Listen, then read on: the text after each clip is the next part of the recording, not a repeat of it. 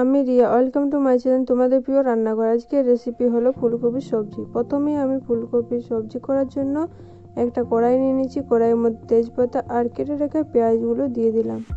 পেঁয়াজগুলো একটু ভালোভাবে ভেজে নিতে হবে। আমাদের পরিমাণ মতো আমাদের লবণ দিয়ে দিতে হবে এখনই, যাতে পেঁয়াজগুলো ভালোভাবে সেদ্ধ হয়ে যায় আর নুনের পরিমাণটাও ঠিক হয়, সেভাবে দিয়ে দিতে হবে।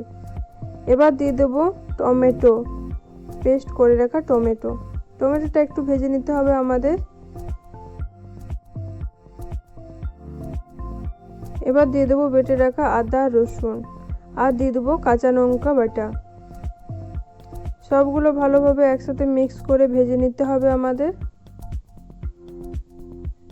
ভাজা হয়ে গেছে। এবার দিয়ে দেবো কিছু গুঁড়ো মশলা। প্রথমে দিয়ে দেবো হলুদ গুঁড়ো, দিয়ে দেবো জিরে গুঁড়ো 1 চামচ মতো, আর দিয়ে দিচ্ছি ধনে গুঁড়ো, আর দিয়ে দিলাম লঙ্কা গুঁড়োটা এখানে ঝাল যে যেরকম পছন্দ করে সেই অনুযায়ী দিতে হবে।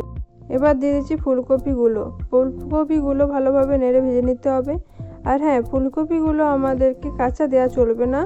এই স্টেজে আমরা দিয়ে দেবো, মানে হালকা করে ভাপিয়ে নিয়ে বড়া বড়া করে ছেঁকে নিয়ে ভেজে নিয়েছিলাম, সেগুলো এখানে আমাদের দিয়ে দিতে হবে। এবার হালকা পরিমাণ জল দিয়ে আমাদের একটু ভাপিয়ে নিতে হবে। বেশিক্ষণ ভাপাতে হবে না, কারণ আমাদের আগেই ভাপিয়ে নিয়েছিলাম, দিয়ে বড়া করে নিয়েছিলাম। ওই রেসিপিটা যদি দেখতে চাও তোমরা চ্যানেলের মধ্যে যেয়ে দেখে নিতে পারো কিভাবে ফুলকপি বড়া করে নিতে হয়। এবার একটা ঢাকা দিয়ে দেবো 10 মিনিটের জন্য। 10 মিনিট হয়ে গেছে। এবার দেখে দেবো কীরকম হয়েছে। গ্রেভি ভাব চলে এসেছে। আমাদের ফুলকপির সবজি খুব সুন্দর রেডি হয়ে গেছে। আমি রিয়া, তোমরা দেখছিলে তোমাদের প্রিয় রান্নাঘর।